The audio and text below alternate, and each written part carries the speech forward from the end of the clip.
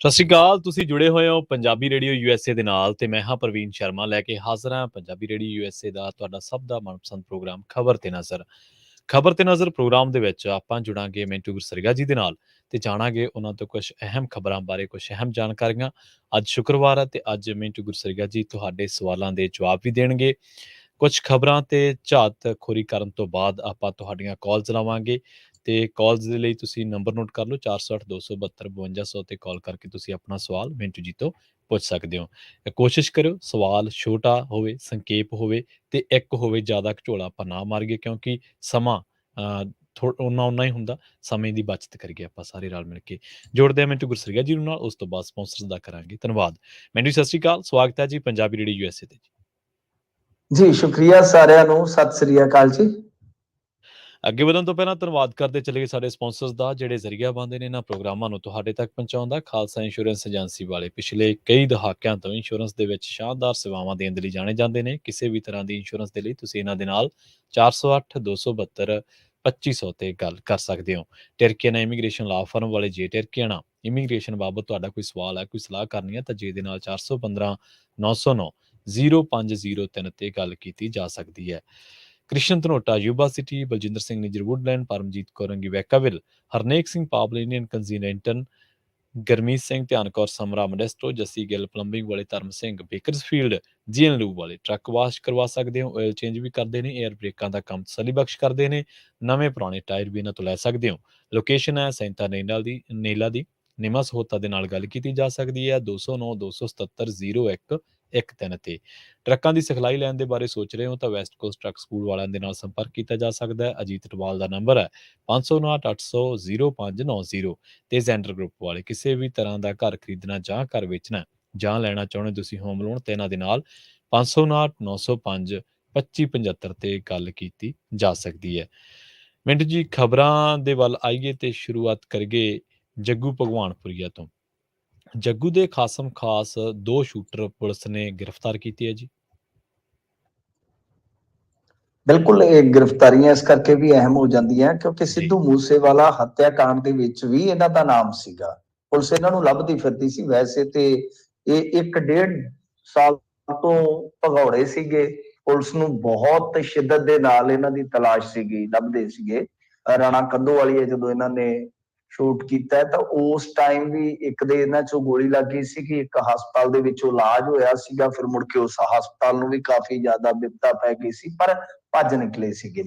ਤਾਂ ਇਸ ਮਾਮਲੇ ਦੇ ਵਿੱਚ ਜਿਹੜਾ ਸਿੱਧੂ ਮੂਸੇਵਾਲੇ ਵਾਲਾ ਮਾਮਲਾ ਹੈ, ਉਹਦੇ ਚ ਕੀ ਹੋਇਆ ਸੀਗਾ ਕਿ ਇਹ ਅਈਓ ਬੰਦੇ ਸਨ ਜਿਨ੍ਹਾਂ ਨੂੰ ਇੱਕ ਦੱਸਦੇ ਆ ਗੱਡੀ ਛੱਡ ਕੇ ਗਈ ਸੀ ਬਠਿੰਡੇ, ਸ਼ਾਇਦ ਉਹ ਫੋਰਚੂਨਰ ਗੱਡੀ ਦਾ ਜ਼ਿਕਰ ਆਇਆ ਸੀਗਾ। ਤਾਂ ਉਹ ਮੁੰਡਾ ਜਿਹੜਾ ਸਤਬੀਰ ਸੀ ਉਹ ਫੜਿਆ ਗਿਆ ਸੀ, ਸਟੱਡ ਫਾਰਮ ਵਾਲਾ, ਜਿਹੜਾ ਇੱਕ ਸਾਬਕਾ ਅਕਾਲੀ ਮੰਤਰੀ ਦਾ ਰਿਸ਼ਤੇਦਾਰ ਸੀਗਾ, ਸੰਬੰਧੀ ਸੀ। ਉਹ ਹਾਲੇ ਤੱਕ ਨਹੀਂ ਲੱਭਾ ਮਿਲਦਾ, ਉਹਨੇ ਗੱਪ ਜਵਾਈ ਸੀ। ਇਹ ਇੱਥੇ ਰੇਕੀ ਵੀ ਕਰਦੇ ਰਹੇ ਆ ਤੇ ਇਹ ਵੀ ਕਿਹਾ ਜਾਂਦਾ ਹੈ, ਕਥਿਤ ਤੌਰ ਤੇ ਦਾਵਾ ਹੈ ਨਾ ਬਾਰੇ, ਕਿ ਇਹ ਜਿਹੜੇ ਸ਼ੂਟਰ ਸੀਗੇ ਜੱਗੂ ਭਗਵਾਨਪੁਰੀਏ ਦੇ ਖਾਸਮ ਖਾਸ ਸੱਜਾ ਹੱਥ ਖੱਬਾ ਹੱਥ, ਇਹਨਾਂ ਨੇ ਅਸਲ ਦੇ ਵਿੱਚ ਇਹਨਾਂ ਨੂੰ ਕਵਰ ਦੇਣਾ ਸੀਗਾ। ਜਿਹੜੇ ਸ਼ੂਟਰ ਹਾਇਰ ਕੀਤੇ ਗਏ ਸੀਗੇ, ਮੰਨ ਲਓ ਜੇ ਉਹਨਾਂ ਨੂੰ ਕੋਈ ਵਿਪਤਾ ਪੈਂਦੀ ਆ ਜਾਂ ਖੜੇ ਪੈਰ ਉਹਨਾਂ ਨੂੰ ਕੋਈ ਘੇਰਾਬੰਦੀ ਹੁੰਦੀ ਆ ਤਾਂ ਇਹਨਾਂ ਨੇ ਮੌਕਾ ਸੰਭਾਲਣਾ ਸੀਗਾ। ਤਾਂ ਤੁਸੀਂ ਆਪ ਹੀ ਸਮਝ ਸਕਦੇ ਹੋ ਕਿ ਕਿੰਨੀ ਅਹਿਮ ਹੈ ਇਹ ਗ੍ਰਿਫਤਾਰੀ। ਸੋ ਇਸ ਗ੍ਰਿਫਤਾਰੀ ਦੇ ਨਾਲ ਇੱਕ ਵਾਰੀ ਦੇਖੀਏ ਤਾਂ ਪੰਜਾਬ ਦੇ ਵਿੱਚ ਤਾਂ ਤਕਰੀਬਨ ਜਿੰਨੇ ਵੀ ਇਸ ਕੇਸ ਦੇ ਨਾਲ ਜੁੜੇ ਬੰਦੇ ਸੀ ਉਹ ਸਾਰੇ ਇਹਨਾਂ ਨੇ ਜਾਂ ਤਾਂ ਦਬੋਚ ਲਏ ਤੇ ਜਾਂ ਫਿਰ ਇਨਕਾਊਂਟਰ ਚ ਠੋਕਤੇ। ਹੁਣ ਅੱਗੇ ਜਾ ਕੇ ਇਹ ਵੇਖਣਾ ਹੋਏਗਾ ਕਿ ਜਿਹੜੇ ਬਾਹਰ ਬੈਠੇ ਆ ਉਹਨਾਂ ਚੋਂ ਕਿੰਨੀ ਜਲਦੀ ਕਿਹੜਾ ਜਿਹੜਾ ਉਹ ਇੱਥੇ ਆ ਜਾਂਦਾ ਹੈ। ਤਾਂ ਇਹ ਗ੍ਰਿਫਤਾਰੀ ਜਿਹੜੀ ਹੋਈ ਆ, ਇੱਕ ਹੋਈ ਆ ਕੁੱਕੜਾਂ ਵਾਲਾ ਪਿੰਡ ਆ ਪਰਾਂ ਜਦੋਂ ਅਜਨਾਲਾ ਰੋਡ ਨੂੰ ਜਾਂਦੇ ਆ, ਤੇ ਇੱਕ ਹੈਗੀ ਆ ਗ੍ਰਿਫਤਾਰੀ ਜਿਹੜੀ ਹੋਈ ਉਹ ਜੰਡਿਆਲਾ ਤੋਂ ਜਦੋਂ ਤਰਨਤਾਰਨ ਨੂੰ ਆਈਏ ਰਸਤੇ ਦੇ ਵਿੱਚ ਪਿੰਡ ਆ ਖਾਖਾ। ਇੱਕ ਕੁੱਕੜਾਂ ਤੋਂ ਗ੍ਰਿਫਤਾਰੀ ਹੋਈ ਆ ਤੇ ਇੱਕ ਖਾਖ ਤੋਂ ਹੋਈ ਆ। ਇਹਦੇ ਵਿੱਚ ਬੜੀ ਇੰਟੈਲੀਜੈਂਸ ਇਹਨਾਂ ਦੀ ਤਗੜੀ ਸੀਗੀ। ਇੱਕੋ ਵਾਰੀ ਇਹਨਾਂ ਨੇ ਰੇਡਾਂ ਮਾਰੀਆਂ, 2 ਥਾਵਾਂ ਤੇ ਰੇਡ ਤਕਰੀਬਨ ਇੱਕੋ ਵੇਲੇ ਹੋਈ ਆ। ਇੰਨੀ ਜ਼ਬਰਦਸਤ ਇਨਪੁਟ ਸੀ ਕਿ ਪਿੰਡ ਤਾਂ ਜੇ ਤੁਸੀਂ ਦੇਖੋਗੇ ਤਾਂ ਦੂਰ ਨੇ, ਇਹ ਦੋਨੇ ਦੂਰ ਨੇ, ਖਾਸੇ ਦੂਰ ਹੋ ਗਏ। ਪਰੰਤੂ ਇੰਨੀ ਜ਼ਿਆਦਾ ਖੁਫੀਆ ਜਾਣਕਾਰੀ ਇਹਨਾਂ ਦੇ ਕੋਲ ਸੀ, ਇਹਨਾਂ ਨੂੰ ਪਤਾ ਸੀ ਕਿ ਫਲਾਣੇ ਪਿੰਡ ਦੇ ਵਿੱਚ ਫਲਾਣੀ ਜਗ੍ਹਾ ਤੇ ਇਹ ਹੈ, ਫਲਾਣੇ ਪਿੰਡ ਫਲਾਣੀ ਜਗ੍ਹਾ ਤੇ ਇਹ ਹੈ। ਤੇ ਕਮਾਲ ਦੀ ਗੱਲ ਹੈ ਕਿ ਗੋਲੀ ਵੀ ਨਹੀਂ ਚੱਲੀ, ਇਹ ਵੀ ਦੇਖ ਲਓ ਤੁਸੀਂ, ਕਿ ਜੀ ਫੜੇ ਵੀ ਕਿਸ ਹਿਸਾਬ ਦੇ ਨਾਲ ਆ। ਤਾਂ ਇਥੋਂ ਇੱਕ ਚੀਜ਼ ਜਿਹੜੀ ਆ ਉਹ ਸਿੱਧ ਹੋ ਜਾਂਦੀ ਆ ਕਿ ਸਿੱਧੂ ਮੂਸੇਵਾਲਾ ਚਲੋ ਹੁਣ ਜਿਹੜਾ ਚਲੇ ਗਿਆ ਉਹਨੇ ਵਾਪਸ ਨਹੀਂ ਆਉਣਾ, ਪਰ ਬੜਾ ਔਖਾ ਹੁੰਦਾ ਹੈ ਕਿਸੇ ਵੀ ਮਾਂ ਪੁੱਤ ਦਾ ਇਸ ਤਰ੍ਹਾਂ ਸੌਰੀ ਮਾਂ ਪਿਓ ਦਾ ਕੋਈ ਇਸ ਤਰ੍ਹਾਂ ਪੁੱਤ ਚਲੇ ਜਾਣਾ। ਪਰ ਇੱਕ ਚੀਜ਼ ਤੁਸੀਂ ਦੇਖੋਗੇ ਕਿ ਹੁਣ ਉਹੀ ਪੁਲਿਸ ਹੈ, ਉਹੀ ਗੈਂਗਸਟਰ ਆ, ਤੇ ਉਹੀ ਗ੍ਰਿਫਤਾਰੀਆਂ ਵੇਖ ਲਓ ਹੁਣ ਕਿੰਨੀ ਜਲਦੀ ਜਲਦੀ ਜੀ ਤੇ ਮਤਲਬ ਕਿ ਕੋਈ ਖਾਸ ਇਨਕਾਊਂਟਰ ਵੀ ਨਹੀਂ ਹੋ ਰਿਹਾ, ਖਾਸ ਕੋਈ ਕਿਸੇ ਨੂੰ ਆਪਾਂ ਹਾਲ ਦੀ ਘੜੀ ਕਹੀਏ ਕਿ ਨਿਰਦੋਸ਼ ਵਿਦੋਸ਼ ਨੂੰ ਵੀ ਨੁਕਸਾਨ ਨਹੀਂ ਹੋ ਰਿਹਾ। ਤੇ ਉਸ ਤਰ੍ਹਾਂ ਜੇ ਆਪਾਂ ਵੇਖੀਏ ਤਾਂ 3-4 ਮਹੀਨਿਆਂ ਦੇ ਦੌਰਾਨ ਕੋਈ ਵੱਡੀ ਗੈਂਗਵਾਰ ਵੀ ਨਹੀਂ ਹੋਈ, ਕੋਈ ਵੱਡੀ ਵਾਰਦਾਤ ਵੀ ਨਹੀਂ ਹੋਈ, ਕੋਈ ਵੱਡਾ ਬੈਂਕ ਵੀ ਨਹੀਂ ਲੁੱਟਿਆ ਗਿਆ। ਉਹੀਓ ਪੁਲਿਸ ਹੈ ਨਾ ਤੁਹਾਡੇ ਸਾਹਮਣੇ, ਕੋਈ ਨਵੀਂ ਤੇ ਭਰਤੀ ਨਹੀਂ ਕੀਤੀ ਨਾ। ਤਾਂ ਇਹ ਕਤਲकांड ਜਾਂ ਕਹ ਲਓ ਕਿ ਸਿੱਧੂ ਮੂਸੇਵਾਲੇ ਦੀ ਮੌਤ ਘੱਟੋ ਘੱਟ ਇਸ ਪਾਸੇ ਇਹਨਾਂ ਨੂੰ ਚੁਸਤ ਦਰੁਸਤ ਜ਼ਰੂਰ ਕਰਕੇ ਗਈ। ਹਾਲਾਂਕਿ ਕਮੀਆਂ ਉਕਾਈਆਂ ਹਮੇਸ਼ਾ ਰਹਿੰਦੀਆਂ ਨੇ ਮੌਜੂਦ। ਤੇ ਇਸ ਮਾਮਲੇ ਦੇ ਨਾਲ ਜੁੜੀ ਇੱਕ ਥੋੜੀ ਜਿਹੀ ਅਪਡੇਸ਼ਨ ਤੁਹਾਨੂੰ ਹੋਰ ਦੇ ਦਿੰਦਾ ਕਿ ਸਿੱਧੂ ਮੂਸੇਵਾਲਾ ਦੇ ਫਾਦਰ ਵੀ ਜ਼ੇਰੇ ਇਲਾਜ ਨੇ। ਅਸੀਂ ਕੋਈ ਲੋਕੇਸ਼ਨ ਨਹੀਂ ਉਹਨਾਂ ਦੀ ਦੱਸਾਂਗੇ। ਤਾਂ ਉਹ ਇਸ ਵੇਲੇ ਇੱਕ ਹਸਪਤਾਲ ਦੇ ਵਿੱਚ ਨੇ, ਉਹਨਾਂ ਦੀ ਅਚਾਨਕ ਅੱਜ ਤਬੀਅਤ ਵਿਗੜ ਗਈ ਸੀ। ਜੀ ਅਗਲੀ ਖਬਰ ਦੇ ਵੱਲ ਵਧੀਆ ਮਿੰਟੂ ਜੀ ਤੇ ਗੱਲ ਕਰੀਏ। ਇੱਕ ਵਿਧਾਇਕ ਇੱਕ ਪੈਨਸ਼ਨ ਸੰਬੰਧੀ ਪੰਜਾਬ ਸਰਕਾਰ ਨੂੰ ਹੁਣ ਹਾਈ ਕੋਰਟ ਨੇ ਨੋਟਿਸ ਜਾਰੀ ਕੀਤਾ ਜੀ। ਦੇਖੋ ਇਹ ਕੁਝ ਹੈਗੇ ਨੇ ਸਾਬਕਾ ਵਿਧਾਇਕ ਜਿੱਦਾਂ ਰਾਕੇਸ਼ ਪਾਂਡੇ ਜੀ ਤਾਂ ਉਹੀ ਨੇ, ਚੁਲਬੁਲ ਪਾਂਡੇ ਨਹੀਂ ਕਿਤੇ ਉਹ ਨਾ ਸਮਝ ਲਿਓ, ਸਲਮਾਨ ਖਾਨ ਵਾਲੀ ਫਿਲਮ ਵਾਲਾ ਚੁਲਬੁਲ ਪਾਂਡੇ ਨਹੀਂ, ਰਾਕੇਸ਼ ਪਾਂਡੇ ਜਿਨ੍ਹਾਂ ਦੇ ਬੇਟੇ ਦੀ ਜੌਬ ਦਾ ਰੌਲਾ ਪੈ ਗਿਆ ਸੀ, ਐਵੇਂ ਰੌਲਾ ਪੈ ਗਿਆ ਵੀ ਐਵੇਂ ਰੌਲਾ ਪੈ ਗਿਆ। ਤਾਂ ਦੂਸਰੇ ਮਿਸਟਰ ਲਾਲ ਸਿੰਘ, ਇਹ ਕਾਂਗਰਸ ਦੇ ਲਾਲ ਨੇ, ਬਜ਼ੁਰਗ ਨੇ, ਬਹੁਤ ਬਜ਼ੁਰਗ ਹੋ ਗਏ ਨੇ ਤੇ ਇਹ ਵੀ 6-7 ਵਾਰ ਦੇ ਪੈਨਸ਼ਨਰ ਨੇ। ਗਾਂ ਆ ਗਿਆ ਸੋਹਣ ਸਿੰਘ ਜੀ ਠੰਡਲ, ਇਹਨਾਂ ਨੂੰ ਵੀ ਸਾਰੇ ਜਾਣਦੇ ਹੋਣਗੇ, ਮੋਹਨ ਲਾਲ ਜੀ ਬੰਗਾ ਤੇ ਗੁਰਵਿੰਦਰ ਅਟਵਾਲ, ਇਹ ਸਾਰੇ ਵੱਖੋ ਵੱਖਰੀਆਂ ਪਾਰਟੀਆਂ ਦੇ ਆ। ਤੇ ਹੁਣ ਵੇਖ ਲਓ ਸਾਰੇ ਕਿਦਾਂ ਇਕਤਾ ਕਰੀ ਬੈਠੇ ਆ, ਐਨ ਪਰੋਤੇ ਪਏ ਨੇ ਬਿਲਕੁਲ। ਤਾਂ ਇਹਨਾਂ ਨੇ ਜਾ ਪਟੀਸ਼ਨ ਪਾਈ ਆ।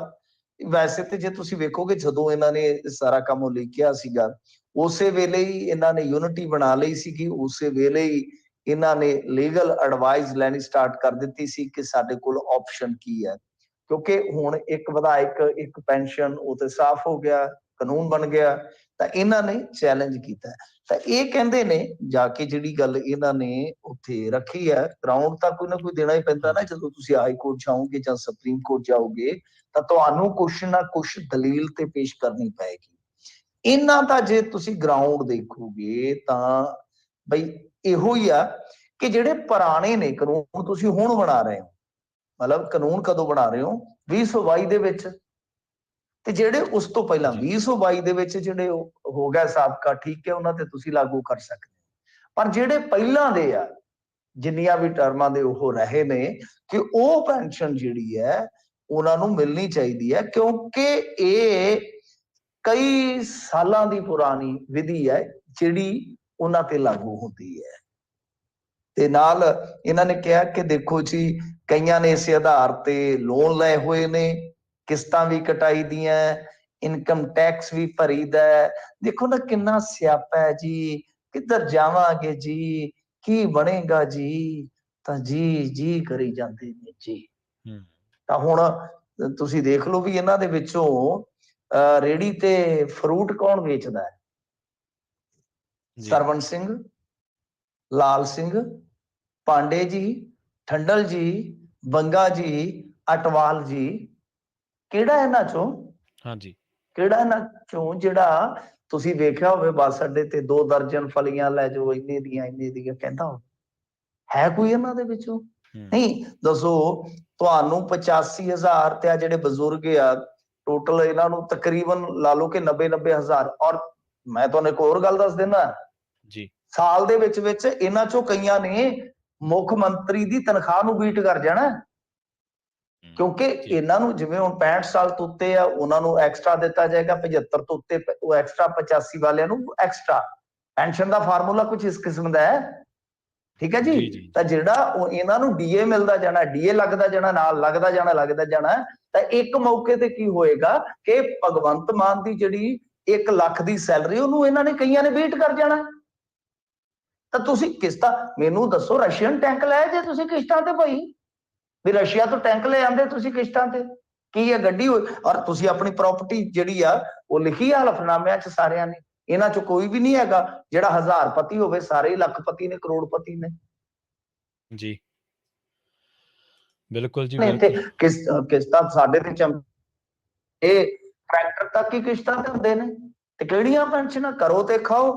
ਤੁਹਾਡੇ ਗਾ ਮੁੰਡੇ ਵੀ ਰਾਜਨੀਤੀ 'ਚ, ਗਾਂ ਤੁਹਾਡੀਆਂ 100 ਬਿਜ਼ਨਸ ਕਾਰੋਬਾਰੀਆਂ, ਇਹ ਤੇ ਹੁਣ ਐਵੇਂ ਦਲੀਲ ਜੀ ਦੇਈ ਜਾਂਦੇ ਨੇ। ਤਾਂ ਮੈਨੂੰ ਨਹੀਂ ਲੱਗਦਾ ਕਿ ਛੇਤੀ ਕਿਤੇ ਦਲੀਲ ਕਬੂਲ ਹੋਏਗੀ। ਪਰ ਜਿਸ ਤਰ੍ਹਾਂ ਦੀ ਰਾਸ਼ੀ ਚੱਲੀ ਜਾਂਦੀ ਆਮ ਆਦਮੀ ਪਾਰਟੀ ਦੀ, ਕੋਈ ਪਤਾ ਨਹੀਂ ਸਟੇ ਵੀ ਹੋ ਜਾਵੇ, ਕਿਉਂਕਿ ਹਰੇਕ ਯੋਜਨਾ, ਹਰੇਕ ਸਕੀਮ ਜਿਹੜੀ ਲੈ ਕੇ ਆਉਂਦੇ ਆ ਉਹ ਸਟੇ ਹੋ ਜਾਂਦੀ ਹੈ ਉੱਤੇ ਜਾ ਕੇ। ਹਾਂਜੀ ਹਾਂਜੀ ਬਿਲਕੁਲ ਬਿਲकुल। ਆਪਾਂ ਅਗਲੀ ਖਬਰ ਦੇ ਵੱਲ ਵਧੀਏ ਮਿੰਟੂ ਜੀ। ਵਿਧਾਇਕ ਦੀ ਦੂਜੀ ਪਤਨੀ ਨੂੰ ਹੁਣ ਰਾਹਤ ਮਿਲੀ ਹੈ ਜੀ। ਹਾਂਜੀ, ਦੂਜੀ ਪਤਨੀ, ਹਾਂ ਦੂਜੀ ਪਤਨੀ ਬੜੀ ਸਲੋ ਜੇ ਆਖਿਆ ਤੁਸੀਂ, ਬੜਾ ਹੌਲੀ ਜੇ। ਜੀ ਜੀ ਤਾਂ ਖੈਰ ਕੋਈ ਗੱਲ ਨਹੀਂ ਹੈ ਜੀ, ਉਹਨਾਂ ਨੇ ਤਾਂ ਹੁਣ ਢੋਲ ਹੀ ਵਜਾ ਦਿੱਤੇ ਆ, ਤੇ ਆਪਾਂ ਨੂੰ ਹੌਲੀ ਕਹਿਣ ਦੀ ਕੋਈ ਲੋੜ ਨਹੀਂ ਖਾਸ, ਕਿਉਂਕਿ ਹਰਮੀਤ ਸਿੰਘ ਪਠਾਨ ਮਾਜਰਾ ਦਾ ਹੀ ਨਾਮ ਆ, ਉਹਨਾਂ ਦਾ ਅੱਜ ਕੱਲ ਤੁਹਾਨੂੰ ਪਤਾ ਚਰਚਾ ਹੈ। ਤਾਂ ਇਹ ਵਿਵਾਦ ਚਲੇ ਗਿਆ ਸੀਗਾ ਹਾਈ ਕੋਰਟ ਦੇ ਵਿੱਚ।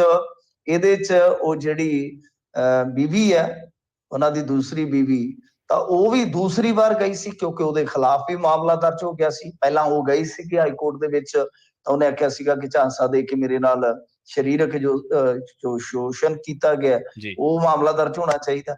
ਉਸ ਤੋਂ ਬਾਅਦ ਫਿਰ ਉਹਦੇ ਤੇ FIR ਹੋ ਗਈ, ਤਾਂ ਉਹ ਫਿਰ ਗਈ FIR ਰੱਦ ਕਰਵਾਉਣ ਵਾਸਤੇ। ਤਾਂ 2 ਉਹਦੀਆਂ ਪਟੀਸ਼ਨਾਂ ਹੋ ਗਈਆਂ, ਤਾਂ ਉਹਦੇ ਤੇ ਉਹਨੂੰ ਕਾਫੀ ਜ਼ਿਆਦਾ ਰਾਹਤ ਮਿਲੀ ਆ, ਬੀਬੀ ਨੂੰ। ਰਾਹਤ ਇਹ ਮਿਲੀ ਹੈ ਕਿ ਉਹਨੂੰ ਅਗਾਊ ਜ਼ਮਾਨਤ ਦੇ ਦਿੱਤੀ ਗਈ ਹੈ, ਤੇ ਨਾਲ ਹੁਣ ਸਰ ਤੇ ਜਿਹੜੇ ਹੈਗੇ ਆ MLA, ਇਹਨਾਂ ਨੂੰ ਨੋਟਿਸ ਵੀ ਜਾਰੀ ਕਰ ਦਿੱਤਾ ਗਿਆ। ਦੇਖੋ ਇਹਦੇ 'ਚ ਵੀ ਸਰਕਾਰ ਫਸ ਸਕਦੀ ਹੈ ਹਾਈ ਕੋਰਟ ਦੇ ਵਿੱਚ, ਕਿਉਂਕਿ ਹਾਈ ਕੋਰਟ ਦੇ ਵਿੱਚ ਬੀਤੇ ਦਿਨ ਹੀ ਇੱਕ ਸੁਣਵਾਈ ਦੇ ਦੌਰਾਨ ਇਹ ਗੱਲ ਸਾਹਮਣੇ ਆਈ ਸੀ। ਤਾਂ ਉੱਥੇ ਲਿਵ ਇਨ ਦੇ ਵਿੱਚ ਰਹਿ ਰਹੇ ਬੰਦੇ ਵਾਸਤੇ ਉਹਨਾਂ ਨੇ ਕਿਹਾ ਸੀਗਾ ਕਿ ਦੇਖੋ, ਜਦ ਤੱਕ ਦੂਸਰੀ ਬੀਵੀ, ਜਾਨੀ ਵੈਸੇ ਦੂਸਰੀ ਤੇ ਇਹ ਹੋ ਗਈ, ਜਦ ਤੱਕ ਤੁਹਾਡੀ ਦੂਜੀ ਕਿਹੜੀ ਜਿਹਦੇ ਨਾਲ ਪਹਿਲਾਂ ਵਿਆਹ ਹੋਇਆ, ਕਿ ਜਦ ਤੱਕ ਉਧਰੋਂ ਡਾਈਵੋਰਸ ਨਹੀਂ ਹੁੰਦਾ, ਤਦ ਤੱਕ ਲਿਵ ਇਨ ਵੀ ਜਿਹੜਾ ਹੈ ਨਾ, ਉਹ ਕਾਮੁਕ ਸਮਝਦੇ ਹੋ ਨਾ, ਕਾਮੁਕ ਅੱਜ ਕੱਲ ਇਸ਼ਤਿਹਾਰ ਵੀ ਦੇ ਰਹੇ ਆ, ਕਾਮ ਬੋਲਤਾ ਹੈ, ਉਹਦਾ ਵੀ ਬੜਾ ਮਜ਼ਾਕ ਉੱਡ ਰਿਹਾ। ਤਾਂ ਕਾਮੁਕ ਤੇ ਅਨੈਤਿਕ ਕਾਰਾ ਹੈ, ਇਹ ਸੁਪਰੀਮ ਕੋਰਟ ਦੀ ਵਰਡਿੰਗ ਹੈ, ਮੈਂ ਹੂ ਕੋਟ ਕਰ ਰਿਹਾ ਕਿ ਤੁਸੀਂ ਲਿਵ ਇਨ 'ਚ, ਸ਼ਾਦੀ ਤੇ ਬੜੀ ਦੂਰ ਦੀ ਗੱਲ ਹੈ ਹਜ਼ੂਰ, ਕਿ ਜੇ ਤੁਸੀਂ ਲਿਵ ਇਨ 'ਚ ਵੀ ਜਾਂਦੇ ਹੋ ਪਹਿਲੀ ਪਤਨੀ ਨੂੰ ਤਲਾਕ ਦਿੱਤੇ ਤੋਂ ਬਗੈਰ ਜਾਂ ਤਲਾਕ ਲਏ ਤੋਂ ਬਗੈਰ, ਤਾਂ ਇਹ ਬਹੁਤ ਔਖਾ ਹੋ ਜਾਂਦਾ। ਤਾਂ ਉੱਥੇ ਜੇ ਸਰਕਾਰ ਨੂੰ ਪੁੱਛ ਲਿਆ ਕਿ ਤੁਹਾਡਾ ਕੀ ਸਟੈਂਡ ਹੈ ਬਈ ਆਪਣੇ MLA ਤੇ, ਤਦ ਇਹ ਕੀ ਬੋਲਣਗੇ, ਕਿਉਂਕਿ ਤਲਾਕ ਜਿਹੜਾ ਹੋਇਆ ਇਹਨਾਂ ਦਾ ਤਲਾਕਨਾਮਾ ਹੈ, ਉਹ ਪੰਚਾਇਤੀ ਦੱਸਿਆ ਜਾਂਦਾ, ਜਿਹੜਾ ਕਿ ਮਾਨਤਾਯੋਗ ਨਹੀਂ ਹੁੰਦਾ ਅਦਾਲਤਾਂ ਦੇ ਵਿੱਚ। ਜੀ ਅਗਲੀ ਖਬਰ ਦੇ ਵੱਲ ਵਧੀਏ ਮਿੰਟੂ ਜੀ। ਦੀ ਗੱਲ ਕਰੀਏ ਜਾਲੀ ਰਜਿਸਟ੍ਰੇਸ਼ਨ ਨੰਬਰਾਂ ਦੀ। ਹੁਣ ਇਹਨਾਂ ਨੰਬਰਾਂ ਤੇ ਟੈਂਡਰ ਅਲਾਟ ਕਰਨ ਤੇ 5 ਠੇਕੇਦਾਰਾਂ ਦੇ ਵਿਰੁੱਧ ਮਾਮਲਾ ਦਰਜ ਕੀਤਾ ਗਿਆ ਜੀ। ਹਾਂਜੀ, ਇਹ ਹੁਣ ਘੁਟਾਲਾ ਫਿਰ ਟਰਾਂਸਪੋਰਟੇਸ਼ਨ ਦਾ ਹੀ ਨਿਕਲ ਆਇਆ ਨਾ, ਢੋਆ ਢੁਆਈ ਦਾ ਹੀ ਨਿਕਲ ਆਇਆ। ਇਹਦੇ 'ਚ ਫਰੀਦਕੋਟ ਜ਼ਿਲ੍ਹੇ ਦੀਆਂ ਜੈਤੋ, ਕੋਟਕਪੂਰਾ, ਇਹ ਅਨਾਜ ਮੰਡੀਆਂ, ਫਿਰ ਇਸ ਤੋਂ ਇਲਾਵਾ ਜੇ ਦੇਖੀਏ ਤਾਂ ਕੁਛ ਹੋਰ ਵੀ ਅੱਗੇ ਤਾਰ ਜੁੜਦੇ ਨੇ। ਤਾਂ ਇਹ ਹੁਣ ਫਿਰੋਜ਼ਪੁਰ ਰੇਂਜ ਦੇ ਵਿੱਚ ਆ ਗਿਆ ਮਾਮਲਾ। ਤਾਂ ਲੱਗਦਾ ਇਹੋ ਸੀ ਕਿ ਇਹ ਲੁਧਿਆਣੇ ਤੱਕ ਹੀ ਸੀਮਤ ਰਹੂਗਾ, ਇਹ ਤੇ ਗੱਲ ਗਾਂ ਹੀ ਤੁਰੀ ਜਾਂਦੀ ਹੈ। ਵੈਸੇ ਲੁਧਿਆਣੇ ਤੋਂ ਚੇਤਾ ਆ ਗਿਆ, ਨਾਲ ਮੁੱਲਾਂਪੁਰ ਆ, ਮੁੱਲਾਂਪੁਰ ਦੇ ਵਿੱਚ ਕੱਲ ਧੋਤੀ ਵਾਲਾ ਚੁੱਕਿਆ ਗਿਆ। ਹੁਣ ਕਹਿੰਦੇ ਜੇ ਸਾਰੀ ਧੋਤੀ ਖੁੱਲ ਗਈ ਤੇ ਬੜਾ ਕੁਛ ਨਿਕਲੂ ਉਹਦੇ 'ਚ, ਮਤਲਬ ਕਿ ਰਾਜ਼ ਨਿਕਲਣਗੇ, ਹੋਰ ਤੇ ਕੀ ਨਿਕਲਣਾ ਆ। ਤਾਂ ਧੋਤੀ ਵਾਲਾ ਚੁੱਕ ਲਿਆ। ਧੋਤੀ ਵਾਲਾ ਆੜਤੀਆ ਬੜਾ ਮਸ਼ਹੂਰ ਹੈ, ਉਧਰਲੇ ਇਲਾਕੇ ਦੇ ਬੰਦਿਆਂ ਨੂੰ ਪਤਾ ਹੋਊਗਾ। ਤਾਂ ਉੱਥੇ ਵੀ ਕੀ ਹੈ, ਉੱਥੇ ਬੋਗਸ ਬਿਲਿੰਗ ਦਾ ਮਾਮਲਾ ਦੱਸਦੇ ਆ ਕਥਿਤ ਤੌਰ ਤੇ। ਤਾਂ ਇਹ ਖੇਡ ਵੇਖ ਲਓ ਹੁਣ ਕਿੱਧਰ ਨੂੰ ਤੁਰੀ ਜਾ ਰਹੀ ਆ, ਕਿ ਸ਼ੈਲਰ ਦੇ ਵਿੱਚ ਜੋ ਮਿਲਿੰਗ ਹੁੰਦੀ ਆ, ਉਹਦੀ ਬੋਗਸ ਬਿਲਿੰਗ ਤੋਂ ਭਾਵ ਕੀ ਹੈ ਕਿ ਜਿਹੜਾ ਬਾਹਰੋਂ ਝੋਨਾ ਆਇਆ, ਜਦੋਂ ਆਸ਼ੂ ਜੀ ਨਾਲ ਉਦੋਂ ਗੱਲ ਵੀ ਕਰੀਦੀ ਸੀਗੀ, ਤੇ ਉਹ ਕਹਿੰਦੇ ਸੀ ਰੋਕ ਦਿਆਂਗੇ, ਅਸੀਂ ਨਾਕੇ ਲਾ ਦਿਆਂਗੇ, ਉਹ ਵੀ ਕਾਰਾ ਨਾਲ ਜੁੜਦਾ ਪਿਆ, ਹੁਣ ਉਹ ਵੀ ਜੁੜਦਾ ਪਿਆ। ਤਾਂ ਦੂਸਰੇ ਪਾਸੇ ਇਹ ਵੇਖ ਲਓ ਹੁਣ ਕਿੱਥੇ ਤੱਕ ਆ ਗਈ ਖੇਡ। ਇਹਦੇ 'ਚ 5 ਠੇਕੇਦਾਰ ਇਹਨਾਂ ਨੇ ਗ੍ਰਿਫਤਾਰ ਕੀਤੇ ਆ, ਜਾਂ ਸੌਰੀ ਮਾਮਲਾ ਦਰਜ ਹੋਇਆ, ਗ੍ਰਿਫਤਾਰ ਹੁਣ ਚਲੋ ਕਰ ਲੈਣਗੇ। ਤਾਂ 5 ਠੇਕੇਦਾਰ ਜਿਹੜੇ ਆ, ਰਿਸ਼ੂ ਮਿੱਤਲ, ਪਵਨ ਕੁਮਾਰ, ਵਿਸ਼ੂ ਮਿੱਤਲ, ਇਸ ਤੋਂ ਇਲਾਵਾ ਪ੍ਰੇਮਚੰਦ ਠੇਕੇਦਾਰ, Yogesh Gupta, vigilance bureau range Firozpur ਨੇ ਮਾਮਲਾ ਦਰਜ ਕੀਤਾ ਇਹਨਾਂ ਦੇ ਖਿਲਾਫ। ਗ੍ਰਿਫਤਾਰੀ ਦੀ ਹਾਲੇ ਕੋਈ ਪੁਸ਼ਟੀ ਨਹੀਂ ਹੈ। ਤਾਂ ਇਹ ਆਪਣੇ ਆਪ ਦੇ ਵਿੱਚ ਕਾਫੀ ਦਿਲਚਸਪ ਮਾਮਲਾ ਹੈ ਕਿ ਲੁਧਿਆਣੇ ਤੋਂ ਗੱਲ ਤੁਰਦੀ ਤੁਰਦੀ ਹੁਣ ਫਿਰੋਜ਼ਪੁਰ ਵੱਲ ਨੂੰ ਆ ਗਈ ਆ। ਜੀ ਆਉਣ ਵਾਲੇ ਸਮੇਂ ਦੇ ਵਿੱਚ ਹੋਰ ਕਿਹੜੀ ਕਿਹੜੀ ਮੰਡੀ ਹੈ ਜਿੱਥੇ ਜਾ ਕੇ ਗੰਢ ਖੁੱਲਦੀ ਹੈ, ਦੇਖਣ ਵਾਲੀ ਗੱਲ ਹੋਏਗੀ। ਪਰ ਇਧਰ ਨਾਲ ਜਿਵੇਂ ਮੈਂ ਕਿਹਾ ਕਿ ਤੁਹਾਨੂੰ ਹੋਰ ਇੱਕ ਘਪਲੇ ਨਾਲ ਘਪਲਾ ਜੁੜਦਾ ਨਜ਼ਰ ਆ ਰਿਹਾ ਕਿ ਬੋਗਸ ਬਿਲਿੰਗ, ਭਾਵ ਉਹ ਜਿਹੜਾ ਝੋਨਾ ਬਾਹਰੋਂ ਡਿੱਗਦਾ ਸੀ ਉਹਦੀ ਵੀ ਬੋਗਸ ਬਿਲਿੰਗ ਕੀਤੀ ਗਈ ਆ। ਬਹੁਤ ਖਲਾਰੇ ਵੱਡੇ ਪਏ ਹੋਏ ਨੇ। ਜੀ ਜੀ ਆਪਾਂ ਆਪਣੇ ਸਰੋਤਿਆਂ ਨੂੰ ਦੱਸਦੇ ਚੱਲੀਏ ਕਿ ਅੱਜ ਮਿੰਟੂ ਜੀ ਤੁਹਾਡੇ ਸਵਾਲਾਂ ਦੇ ਜਵਾਬ ਦੇਣਗੇ। ਸਟੂਡੀਓ ਦੇ ਵਿੱਚ ਕਾਲ ਕਰਕੇ ਤੁਸੀਂ ਆਪਣਾ ਕੋਈ ਵੀ ਸਵਾਲ ਜਿਹੜਾ ਮਿੰਟੂ ਜੀ ਤੋਂ ਪੁੱਛ ਸਕਦੇ ਹੋ। ਸਟੂਡੀਓ ਦਾ ਨੰਬਰ ਹੈ 408 272 5200। ਕਾਲ ਕਰਕੇ ਤੁਸੀਂ ਬ੍ਰੇਕ ਦੇ ਲਈ ਰੁਕਾਂਗੇ ਹੁਣ ਇੱਕ ਦੋ ਖਬਰਾਂ ਤੋਂ ਬਾਅਦ, ਤੇ ਉਸ ਤੋਂ ਬਾਅਦ ਤੁਸੀਂ ਕਾਲ ਕਰਕੇ ਆਪਣਾ ਸਵਾਲ ਮਿੰਟੂ ਜੀ ਤੋਂ ਪੁੱਛ ਸਕਦੇ ਹੋ। ਮਿੰਟੂ ਜੀ, ਅਗਲੀ ਖਬਰ ਦੇ ਵੱਲ ਵਧੀਏ ਤੇ ਗੱਲ ਕਰੀਏ ਜੀ। ਸਕੂਲ ਦੇ ਵਿੱਚ ਵਿਦਿਆਰਥੀਆਂ ਤੋਂ ਟਾਇਲਟ ਸਾਫ਼ ਕਰਵਾਉਣ ਦਾ ਮਾਮਲਾ ਭਾਕਿਆ ਜੀ। ਹਾਂਜੀ, ਦੇਖੋ ਇਹ ਗੜਸ਼ੰਕਰ ਤੋਂ ਆਈ ਆ ਵੀਡੀਓ, ਕਿਸੇ ਨੇ ਬਣਾਈ ਆ, ਪਾ ਦਿੱਤੀ ਆ, ਤੇ ਉਸ ਤੋਂ ਬਾਅਦ ਬਹੁਤ ਜ਼ਿਆਦਾ ਇੱਥੇ ਤੁਹਾਨੂੰ ਪਤਾ ਹੀ ਆ ਇਹਨਾਂ ਚੀਜ਼ਾਂ ਨੂੰ ਲੈ ਕੇ ਬੜੀ ਜ਼ਿਆਦਾ ਰਿਪੋਰਟਿੰਗ ਹੁੰਦੀ ਹੈ, ਠੋਕ ਕੇ ਵਜਾ ਕੇ। ਤੇ ਉਹਦੇ ਚ ਹੁਣ ਜਿਹੜੇ ਡੀਓ ਸਾਹਿਬ ਆ ਉਹ ਕਹਿੰਦੇ ਕਿ ਦੇਖੋ ਇਸ ਤਰ੍ਹਾਂ ਦਾ ਤੇ ਨਹੀਂ ਅਸੀਂ ਕੋਈ ਵੀ ਕਹਿੰਦੇ ਕਿ ਇਦਾਂ ਦਾ ਕੰਮ ਲਿਆ ਜਾਵੇ ਬੱਚਿਆਂ ਤੋਂ। ਤੇ ਜਿਹੜੇ ਅਧਿਆਪਕ ਉਹ ਕਹਿੰਦੇ ਕਿ ਸਫਾਈ ਪੰਦਰ ਬੜਾ ਚੱਲਦਾ ਪਿਆ ਸੀਗਾ, ਅਸੀਂ ਵੀ ਲੱਗੇ ਹੋਏ ਸੀਗੇ ਨਾਲ, ਅਸੀਂ ਵੀ ਲੱਗੇ ਹੋਏ ਸੀਗੇ, ਤਾਂ ਬੱਚੇ ਜੇ ਲੱਗ ਗਏ ਤਾਂ ਬਈ ਤਾਂ ਕੀ ਹੋਇਆ। ਡੀਓ ਕਹਿ ਰਿਹਾ ਕਿ ਮੈਂ ਬਈ ਹੁਣ ਇਹਨਾਂ ਤੋਂ ਜਵਾਬ ਮੰਗਿਆ, ਰਿਪੋਰਟ ਆਏਗੀ ਫਿਰ ਆਪਾਂ ਕੋਈ ਕਾਰਵਾਈ ਕਰਾਂਗੇ। ਤਾਂ ਬਹੁਤ ਜ਼ਿਆਦਾ ਠੋਕ ਕੇ ਇਹਨੂੰ ਵਾਇਰਲ ਕੀਤਾ ਗਿਆ ਔਰ ਇਸ ਤੋਂ ਇਲਾਵਾ ਮੇਨ ਸਟ੍ਰੀਮ ਚੈਨਲਾਂ ਨੇ ਵੀ ਚਲਾਇਆ। ਦੇਖੋ ਗੱਲ ਕੀ ਹੈ ਕਿ ਚਲੋ ਇਹ ਤਾਂ ਚੀਜ਼ਾਂ ਹੁਣ ਕਹਿ ਲਓ ਕਿ ਦੋ ਰਾਵਾਂ ਵਾਲੀਆਂ ਹੁੰਦੀਆਂ, ਦੋ ਰਾਏ ਆਉਂਦੀਆਂ ਇਹਦੇ ਤੇ। ਕੁਛ ਲੋਕ ਇਸ ਗੱਲ ਦੇ ਨਾਲ ਕਤਈ ਸਹਿਮਤ ਨਹੀਂ ਹੁੰਦੇ ਕਿ ਬਈ ਤੁਸੀਂ ਬੱਚਿਆਂ ਤੋਂ ਕੰਮ ਲਵੋ, ਬੱਚਿਆਂ ਤੋਂ ਤੁਸੀਂ ਕੰਮ ਲਵੋ। ਕੁਛ ਲੋਕ ਇਹਦੇ ਤੇ ਐਤਰਾਜ਼ ਕਰਦੇ ਨੇ ਕਿ ਨਹੀਂ ਹੋਣਾ ਚਾਹੀਦਾ ਬਾਈ, ਇਹ ਕਿਸੇ ਵੀ ਹਾਲਤ ਦੇ ਵਿੱਚ ਬੱਚਿਆਂ ਦਾ ਕੰਮ ਹੈ ਸਿਰਫ ਪੜ੍ਹਨਾ, ਖੇਡਣਾ, ਮौज ਮਸਤੀ ਕਰਨੀ, ਤੇ ਤੁਸੀਂ ਜੇ ਇੱਧਰ ਨੂੰ ਲੈ ਜਾਓਗੇ ਤਾਂ ਫਿਰ ਗਲਤ ਹੈ ਕੰਮ। ਪਰ ਕੁਛ ਬੰਦੇ ਤੁਹਾਨੂੰ ਪਤਾ ਹੀ ਹੈ ਉਹ ਮਿਲਣਗੇ, ਉਹ ਕਹਿਣਗੇ ਕਿ ਇਹਦੇ ਚ ਕੀ ਗਲਤ ਹੈ, ਕੀ ਗਲਤ ਹੈ। ਪਰ ਦੇਖੋ ਗੱਲ ਕੀ ਹੈ ਕਿ ਜੇ ਇਸ ਚੀਜ਼ ਨੂੰ ਪੋਜ਼ਿਟਿਵਲੀ ਲੈਣਾ ਹੋਵੇ, ਨੈਗੇਟਿਵਲੀ ਲੈਣਾ ਹੋਵੇ, ਤਾਂ ਇੱਕ ਚੀਜ਼ ਵੇਖਣ ਵਾਲੀ ਗੱਲ ਆ ਕਿ ਬਈ ਉਹਦੇ ਚ ਇਹ ਆ ਕਿ ਕੋਈ ਵੀ ਬੱਚਾ ਜੇ ਇਸ ਤਰ੍ਹਾਂ ਦਾ ਕੰਮ ਕਰਦਾ, ਕੋਈ ਤਿਲਕ ਜਾਂਦਾ ਹੈ, ਸੱਟ ਲੱਗ ਜਾਂਦੀ, ਫੇਟ ਲੱਗ ਜਾਂਦੀ ਹੈ, ਤਦ ਜਾ ਜਾਂਦੀ ਹੋ ਜਾਂਦੀ ਹੈ। ਜਾਂ ਬੱਚੇ ਕਈ ਵਾਰ ਹੀਨ ਭਾਵਨਾ ਦਾ ਸ਼ਿਕਾਰ ਹੋ ਜਾਂਦੇ ਆ, ਜਾਂ ਮਾਪਿਆਂ ਨੂੰ ਇਹ ਲੱਗਦਾ ਕਿ ਸਾਡੇ ਬੱਚਿਆਂ ਤੋਂ ਇਹ ਕੰਮ ਕਰਵਾਇਆ ਜਾ ਰਿਹਾ ਗਲਤ ਹੈ, ਤਾਂ ਥੋੜਾ ਫਰਕ ਪੈਂਦਾ ਹੈ। ਇਹ ਤਾਂ ਇੱਕ ਨਕਾਰਾਤਮਕ ਪੱਖ ਹੈ ਇਹਦਾ। ਪਰ ਜੇ ਤੁਸੀਂ ਇਸ ਚੀਜ਼ ਨੂੰ ਦੇਖੋਗੇ ਇੱਕ ਵੱਖਰੇ ਐਂਗਲ ਤੋਂ, ਸਾਡੇ ਮਾਸਟਰ ਤੇ ਸਾਨੂੰ ਇੱਕ ਮਾਸਟਰ ਏਦਾਂ ਦਾ ਹੁੰਦਾ ਸੀ, ਉਹ ਤਿੱਤਰ ਫੜ ਨਹੀਂ ਭੇਜ ਦਿੰਦਾ ਹੁੰਦਾ ਸੀ ਸਾਨੂੰ, ਇੱਥੇ ਚਰੀਆਂ 'ਚ ਜਾਲ ਲਾਉਂਦੇ ਫਿਰਦੇ ਹੁੰਦੇ ਸੀ, ਜਾਓ ਤਿੱਤਰ ਫੜ ਕੇ ਲਿਆਓ। ਅਸੀਂ ਕਹਿੰਦੇ ਛਿੱਤਰ ਨਾਲੋਂ ਚੰਗਾ ਤਿੱਤਰ ਫੜ ਦਿਓ ਜਾ ਕੇ, 4 ਘੰਟੇ ਸੁਖੀ ਤੇ ਬੀਤਣਗੇ।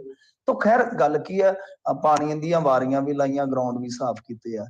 ਮੈਂ ਨਾ ਤੁਹਾਨੂੰ ਇੱਕ ਮਿਸਾਲ ਦਿੰਦਾ, ਜੇ ਇਸ ਚੀਜ਼ ਨੂੰ ਖੋਲ ਕੇ ਵੇਖਣਾ ਹੋਵੇ, ਹੋਰ ਵੀ ਗਹਿਰਾਈ ਨਾਲ ਜਾਣਨਾ ਹੋਵੇ, ਤਾਂ ਜਾਪਾਨੀ ਲੋਕ ਜਿਹੜੇ ਆ ਨਾ ਉਹ ਸਭ ਤੋਂ ਜ਼ਿਆਦਾ ਗਿਣੇ ਜਾਂਦੇ ਇਸ ਮਾਮਲੇ ਦੇ ਵਿੱਚ।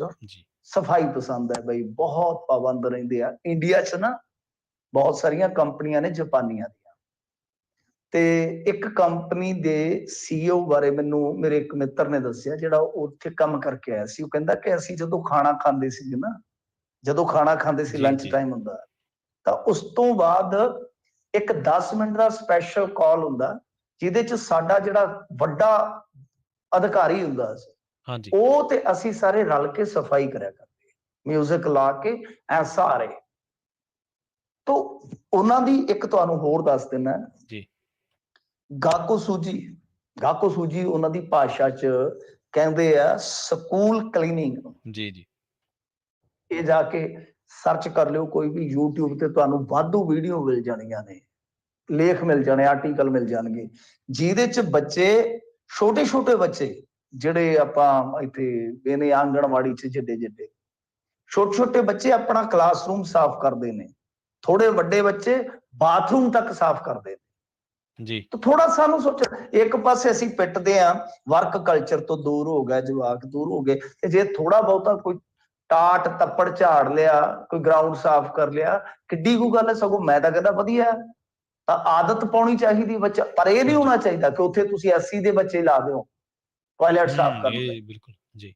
ਇਹ ਨਹੀਂ ਹੋਣਾ ਚਾਹੀਦਾ, ਇਹ ਨਹੀਂ ਹੋਣਾ ਚਾਹੀਦਾ। ਰਲ ਕੇ ਉਹਨਾਂ ਨੂੰ ਸਫਾਈ ਦੀ ਮਹੱਤਤਾ ਦੱਸਣੀ ਚਾਹੀਦੀ ਹੈ। ਜੋ ਬੱਚਾ ਜਿਹੜਾ ਕੰਮ ਕਰ ਸਕਦਾ ਉਹਨੂੰ ਕਰਨਾ ਚਾਹੀਦਾ। ਮੈਂ ਤੇ ਇਸ ਹੱਕ ਦੇ ਵਿੱਚ ਮਾਫ ਕਰਨਾ, ਪਹਿਲਾਂ ਅਸੀਂ ਵੀ ਇਸ ਤਰ੍ਹਾਂ ਦੀਆਂ ਫੋਟੋਆਂ ਖਿੱਚ ਕੇ ਲਾ ਲੈਂਦੇ ਸੀ ਖਬਰਾਂ ਕਿ ਹਾਂ ਬਈ ਇੱਥੇ ਆ ਬੱਚੇ ਤੋਂ ਵਾਟਰ ਕੈਂਪਰ ਚੱਕਿਆ ਹੋਇਆ, ਕੀਤਾ ਹੋਇਆ, ਉਹ ਕੀਤਾ, ਠੀਕ ਹੈ। ਪਰ ਜਦੋਂ ਹੁਣ ਸਾਰੀ ਦੁਨੀਆ ਦੇ ਮਾਡਲ ਦੇਖਦੇ ਆ, ਜਦੋਂ ਜ਼ਰੂਰਤ ਦੇਖਦੇ ਆ, ਤਾਂ ਉਦੋਂ ਕਈ ਵਾਰ ਤੁਹਾਨੂੰ ਆਪਣਾ ਪੁਆਇੰਟ ਆਫ ਵਿਊ ਠੀਕ ਕਰਨਾ ਪੈਂਦਾ ਹੈ। ਤਾਂ ਕੋਈ ਆਖਰ ਨਹੀਂ ਆ ਗਈ। ਹਾਂ, ਇਹ ਗਲਤ ਹੈ ਕਿ ਜ਼ਿਆਦਾ ਛੋਟੇ ਬੱਚਿਆਂ ਨੂੰ ਕੋਈ ਹੈਵੀ ਕੰਮ ਨਾ ਦਿੱਤਾ ਜਾਵੇ, ਜਾਂ ਉਹਦੇ ਵਿੱਚ ਜਾਤ ਪਾਤ ਦਾ ਕੋਈ ਫਰਕ ਨਹੀਂ ਹੋਣਾ ਚਾਹੀਦਾ। ਜੀ ਬਿਲਕੁਲ, ਇਹ ਦੋਨੇ ਗੱਲਾਂ ਹੀ ਅਹਿਮ ਹੈ ਮਿੰਟੂ ਜੀ। ਵਿਦਿਆਰਥੀ ਹੈ ਜੀ, ਉਹਦੇ 'ਚ ਜਾਤ ਪਾਤ ਨਹੀਂ ਹੋਣੀ ਚਾਹੀਦੀ। ਚਲੋ ਛੋਟਾ ਬੱਚਾ ਤਾਂ ਉਹਨੂੰ ਫਿਜ਼ੀਕਲੀ ਉਹੋ ਜਿਹਾ ਕੰਮ ਦੇ ਦਿਓ ਵੀ ਉਹਨੂੰ ਇਹ ਨਾ ਲੱਗੇ ਕਿ ਯਾਰ ਮੇਰਾ ਤਾਂ ਸ਼ੋਸ਼ਣ ਹੀ ਹੋਈ ਜਾਂਦਾ।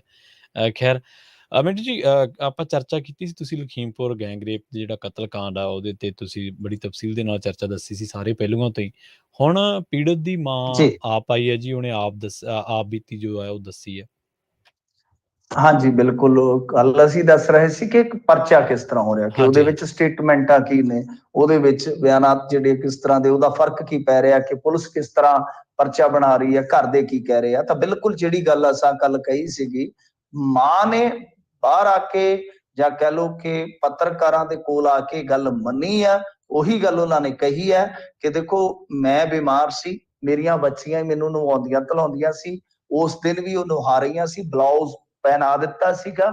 ਠੀਕ ਉਸ ਵੇਲੇ ਸਾਡੇ ਘਰ ਐਂਟਰੀ ਹੁੰਦੀ ਆ ਮੁੰਡਿਆਂ ਦੀ, ਉਹ ਇੱਕ ਨੂੰ ਚੁੱਕਦੇ ਆ, ਮੈਂ ਉਹਦਾ ਪੈਰ ਵੀ ਫੜਦੀ ਆ, ਜਿਹਦੀ ਤਕਰੀਬਨ ਲਾ ਲਓ ਕਹਿੰਦੇ ਕਿ 100-200 ਮੀਟਰ ਤੱਕ ਘੜੀਸਦੀ ਗਈ ਆ ਮੈਂ।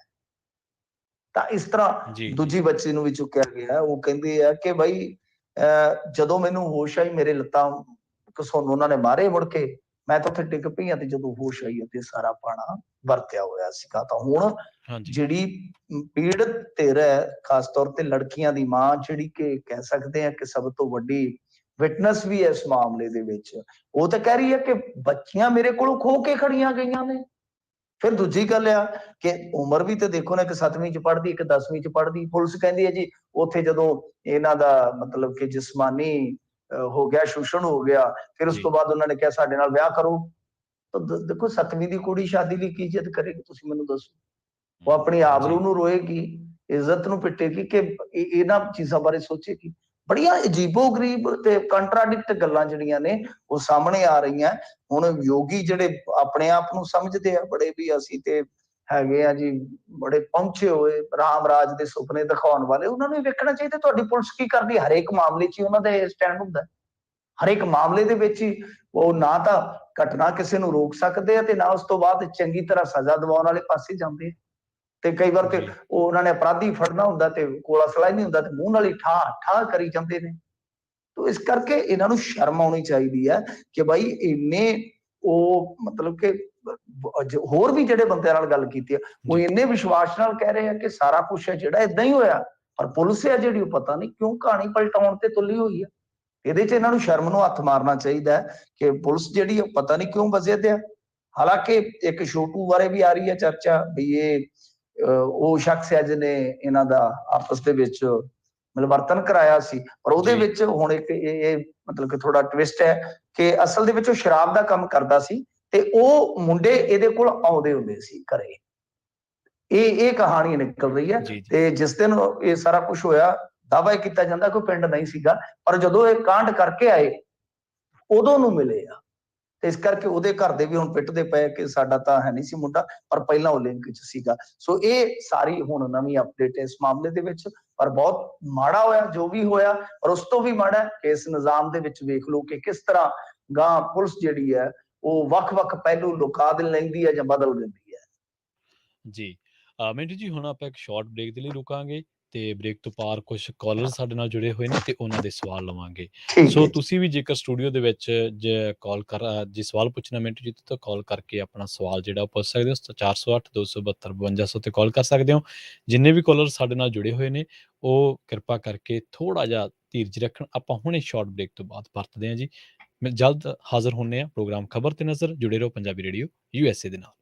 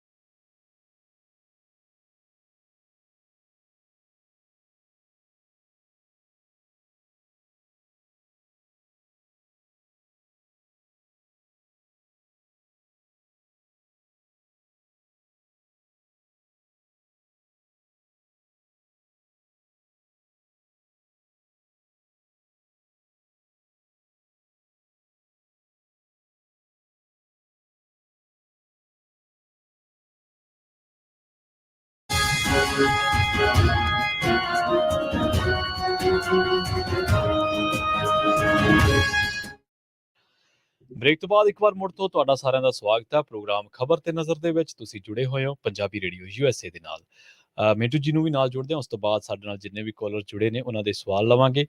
ਮਿੰਟੂ ਸਤਿ ਸ਼੍ਰੀ ਅਕਾਲ। ਤੁਹਾਡਾ ਵੀ ਸਵਾਗਤ ਹੈ ਜੀ ਬ੍ਰੇਕ ਤੋਂ ਬਾਅਦ। ਜੀ ਸ਼ੁਕਰੀਆ। ਸਾਡੇ ਨਾਲ ਜੁੜੇ ਹੋਏ ਨੇ ਹਰਜਿੰਦਰ ਸਿੰਘ ਜੀ। ਸਤਿ ਸ਼੍ਰੀ ਅਕਾਲ ਹਰਜਿੰਦਰ ਜੀ, ਤੁਸੀਂ ਆਉਣੇ ਰਹੋ ਜੀ, ਆਪਣਾ ਸਵਾਲ ਪੁੱਛ ਸਕਦੇ। ਹਾਂਜੀ, ਸਤਿ ਸ੍ਰੀ ਅਕਾਲ ਮਿੰਟੂ ਜੀ ਤੇ ਸਾਰੇ ਸਰੋਤਿਆਂ ਨੂੰ ਸਤਿ ਸ੍ਰੀ ਅਕਾਲ। ਸਤਿ ਸ੍ਰੀ ਅਕਾਲ ਜੀ।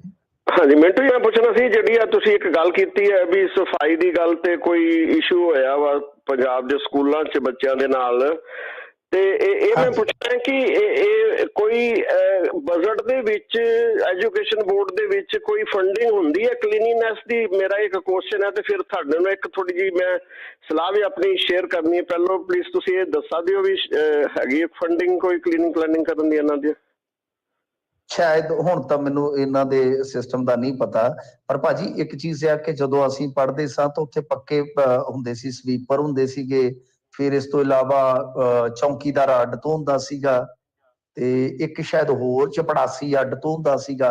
ਉਹ ਪੋਸਟਾਂ ਹੀ ਹੈ ਨਹੀਂ ਗੀਆਂ ਹੁਣ।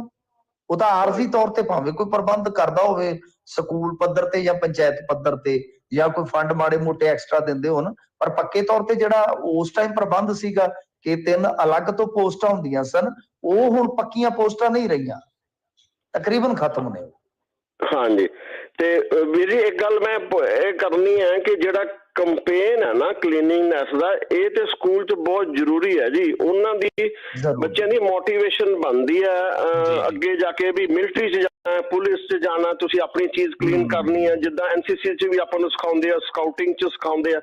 ਇਹਨੂੰ ਤੇ ਬਹੁਤ ਮਾਸ ਸਕੇਲ 'ਚ ਲੈਣਾ ਚਾਹੀਦਾ।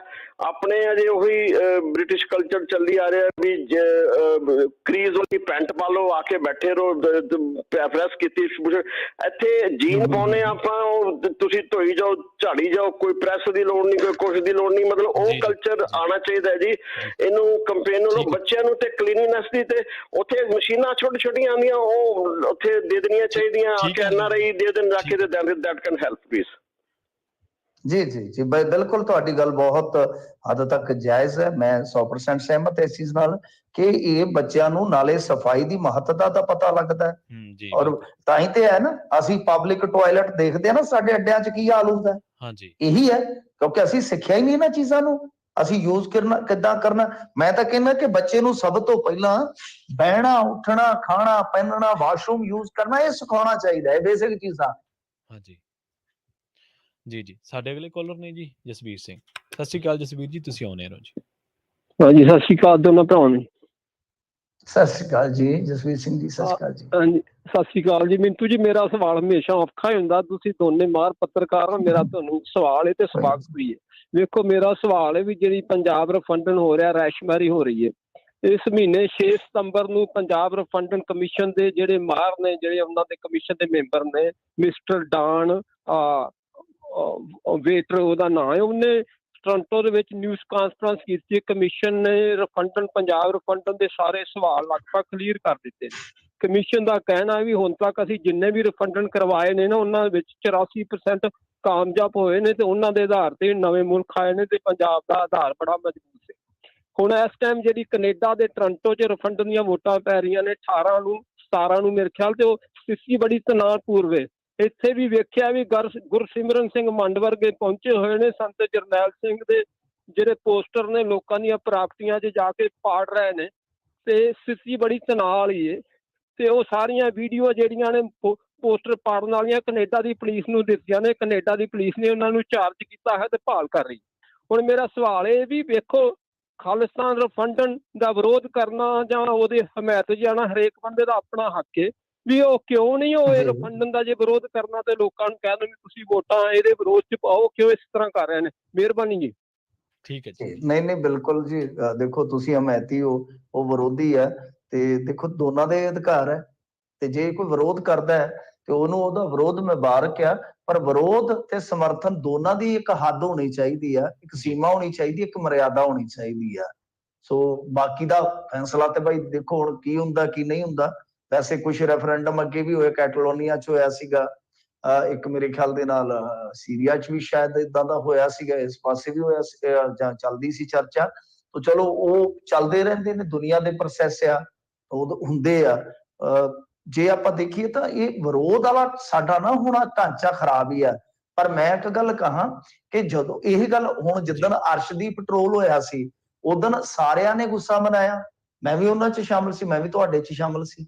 ਪਰ ਜਿੱਦਣ ਅਸੀਂ ਉਹ ਆਪਣੇ ਬੰਦੇ ਨੂੰ ਉੱਠ ਕੇ ਟਰੋਲ ਕਰਦੇ ਆ, ਗਾਲਾਂ ਕੱਢਦੇ ਆ, ਜੇ ਉਹ ਸਾਡੀ ਵਿਚਾਰਧਾਰਾ ਦੇ ਖਿਲਾਫ ਮਾੜਾ ਜਿਹਾ ਵੀ ਬੋਲਦਾ ਹੈ, ਤਦ ਫਿਰ ਸਾਨੂੰ ਆਪਣੇ ਤੇ ਵੀ ਉਹ ਗੱਲ ਲਾਉਣੀ ਚਾਹੀਦੀ ਕਿ ਮੈਂ ਵਿਰੋਧ ਕਰਨਾ ਤਾਂ ਕੋਈ ਸੱਭਿਅਕ ਢੰਗ ਨਾਲ ਕਰਾਂ। ਤਾਂ ਇਹ ਸਾਡੀ ਸਾਰਿਆਂ ਦੀ ਪ੍ਰੋਬਲਮ ਹੈ ਕਿਤੇ ਨਾ ਕਿਤੇ। ਪਰ ਜੋ ਤੁਸੀਂ ਦੱਸਿਆ ਸਟ੍ਰੈਸ ਫੈਲ ਰਹੀ ਹੈ ਜਾਂ ਇਹ ਨਹੀਂ ਹੋਣਾ ਚਾਹੀਦਾ। ਭਾਈਚਾਰਾ ਹੈ, ਭਾਰਤੀ ਭਾਈਚਾਰਾ, ਉਹ ਤੁਸੀਂ ਕਾਇਮ ਰੱਖੋ। ਬਾਕੀ ਜਿਹੜੇ ਇਹ ਸਿਆਸੀ ਮੁੱਦੇ ਹੁੰਦੇ, ਵਿਚਾਰਧਾਰਕ ਮੁੱਦੇ ਹੁੰਦੇ ਆ ਜੀ, ਇਹ ਨਾ ਰਾਤੋਂ ਰਾਤ ਪੈਦਾ ਹੁੰਦੇ, ਨਾ ਰਾਤੋਂ ਰਾਤ ਹੱਲ ਹੋਣੇ ਆ ਜੀ। ਸਾਡੇ ਅਗਲੇ ਕਾਲਰ ਨੇ ਰਾਜ ਜੀ। ਸਤਿ ਸ਼੍ਰੀ ਅਕਾਲ ਰਾਜ ਜੀ, ਤੁਸੀਂ ਆਉਣੇ ਹੋ ਜੀ। ਹਾਂਜੀ, ਸਤਿ ਸ੍ਰੀ ਅਕਾਲ ਮਿੰਟੂ ਜੀ ਨੂੰ। ਸਤਿ ਸ੍ਰੀ ਅਕਾਲ। ਸਤਿ ਸ੍ਰੀ ਅਕਾਲ ਜੀ। ਹਾਂਜੀ, ਮਿੰਟੂ ਜੀ, ਮੇਰਾ ਸਵਾਲ ਆ ਵੀ ਜਿਸ ਤਰ੍ਹਾਂ ਤੁਸੀਂ ਹੁਣੇ ਖਬਰ ਕੀਤੀ ਆ ਵੀ ਜਿਸ ਤਰੀਕੇ ਦੇ ਨਾਲ ਜਿਹੜੇ ਸਿੱਧੂ ਮੂਸੇ ਵਾਲੇ ਦੇ ਜਿਹੜੇ ਕਤਲ ਦੇ ਕੇਸ ਦੇ ਵਿੱਚ ਡਿਵੈਲਪਮੈਂਟ ਹੋ ਰਹੀ ਹੈ, ਤੇ ਇਹ ਜਿਹਾ ਹੀ ਕਤਲ ਇੱਕ ਜਿਹੜਾ ਉਹ ਮੁੰਡੇ ਕਬੱਡੀ ਵਾਲੇ ਦਾ ਹੋਇਆ ਸੀਗਾ, ਸੰਦੀਪ ਨੰਗਲ ਅੰਬੀਆਂ ਦਾ। ਹਾਂਜੀ, ਉਹ ਮਤਲਬ ਕਿ ਇਲੈਕਸ਼ਨ ਤੋਂ ਬਾਅਦ ਹੋ ਗਿਆ ਸੀ। ਬੇਸ਼ੱਕ ਹਜੇ ਗੌਰਮੈਂਟ ਨੇ ਉਹਦਾ ਚਾਰਜ ਨਹੀਂ ਸੀ ਸੰਭਾਲਿਆ ਨਵੀਂ ਨੇ, ਤੇ ਉਦੋਂ ਬਾਅਦ ਇਹਨਾਂ ਕੋਲ ਇੱਕ ਮੌਕਾ ਵੀ ਸੀਗਾ। ਤੇ ਜੇ ਉਹ ਇਹੋ ਜਿਹੀ ਮੁਸ਼ਤੈਦੀ ਉਦੋਂ ਵਰਤੀ ਹੁੰਦੀ ਪਹਿਲਾਂ ਉਸ ਕੇਸ ਦੇ ਵਿੱਚ, ਤੇ ਸ਼ਾਇਦ ਇਹ ਕਤਲ ਨਾ ਹੁੰਦਾ ਜਿਹੜਾ ਸਿੱਧੂ ਮੂਸੇ ਵਾਲੇ ਦਾ।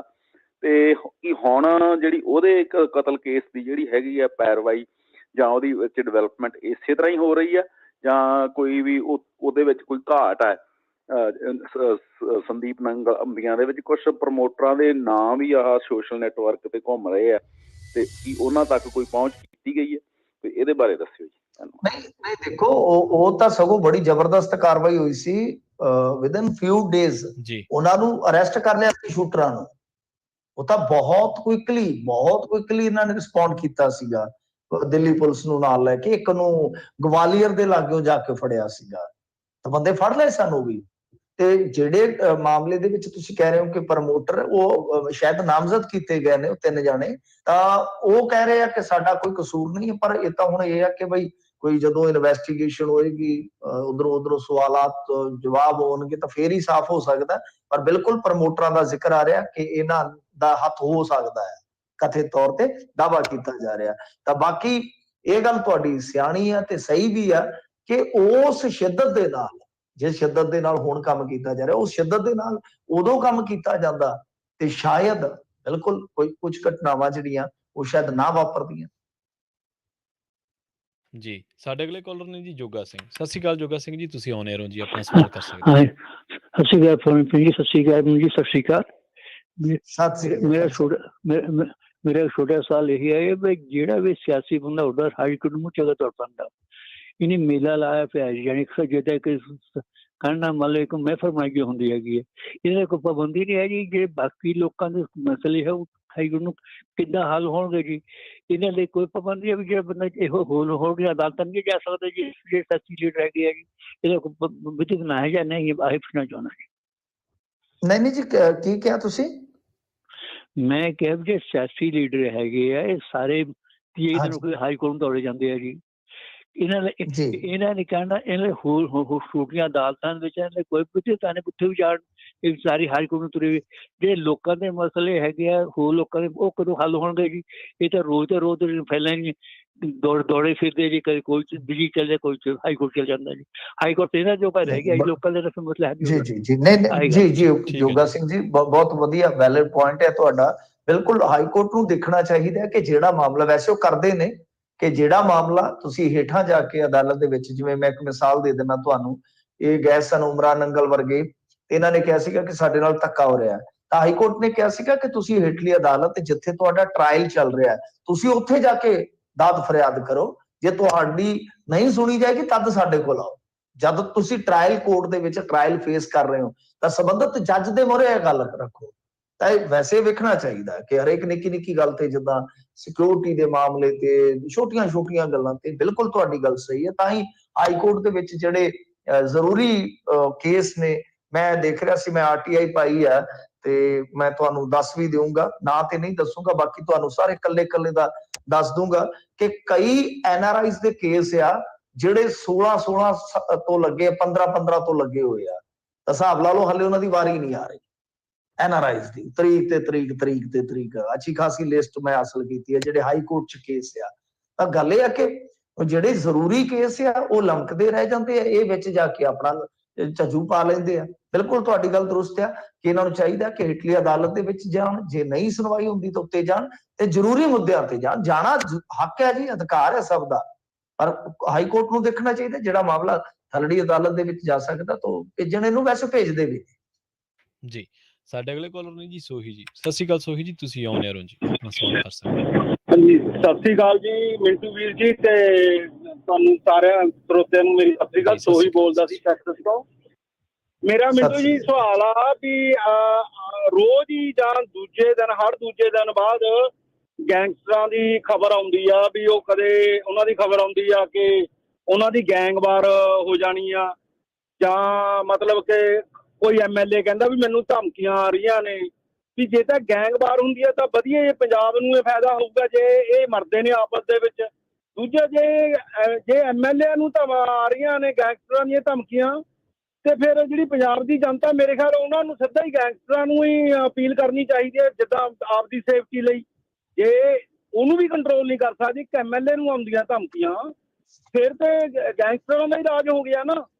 ਦੂਜਾ ਜਿਹੜਾ ਬਿਸ਼ਨੋਈ ਆ, ਇਹਨੇ ਧਮਕੀਆਂ ਦਿੱਤੀਆਂ ਦੋ ਤਿੰਨ ਵਾਰੀ ਹੋ ਗਿਆ। ਕੱਲ ਖਬਰ ਕੀਤੀ ਸੀ ਮੇਰੇ ਖਿਆਲ ਤੁਸੀਂ ਪਰਸੋਂ, ਵੀ ਜਿਹੜਾ ਸਲਮਾਨ ਖਾਨ ਹੈ ਉਹਨੂੰ ਮਾਰਨ ਦੀਆਂ 2-3 ਵਾਰੀ ਕੋਸ਼ਿਸ਼ਾਂ ਹੋ ਗਈਆਂ। ਵੀ ਇਹ ਕਿਤੇ ਐ ਤਾਂ ਨਹੀਂ ਵੀ ਜਿਹੜੇ ਪੋਲੀਟੀਕਲ ਲੀਡਰ ਨੇ ਉਹ ਬਿਸ਼ਨੋਈ ਨੂੰ ਸਪੋਰਟ ਕਰ ਰਹੇ ਨੇ, ਕੱਲ ਨੂੰ ਮਾਰ ਵੀ ਸਕਦਾ ਉਹ ਉਹਨਾਂ ਨੂੰ, ਵੀ ਉਹਦੀ ਸਿੱਧੀ ਉਹ ਨਿਊਜ਼ ਆਉਂਦੀ ਹੈ ਜਿਵੇਂ ਸੈਲੀਬ੍ਰਿਟੀ ਹੁੰਦੇ ਨੇ ਉਹ। ਇਹ ਸਵਾਲ ਸੀਗਾ ਮੇਰਾ ਜੀ, ਕੀ ਇਹ ਸੱਚ ਹੈ? ਜੀ ਜੀ ਨਹੀਂ, ਦੇਖੋ ਉਹ ਤਾਂ ਚੱਕ ਦੇਣਗੇ ਟਾਈਮ, ਉਹ ਤਾਂ ਲੱਗੇ ਪਏ ਸੀ, ਮਗਰ ਉਹ ਤਾਂ ਬਿਲਕੁਲ ਨੇੜੇ ਪਹੁੰਚ ਗਏ ਸੀ ਪਨਵੇਲ ਦੇ ਫਾਰਮ ਹਾਊਸ ਤੇ।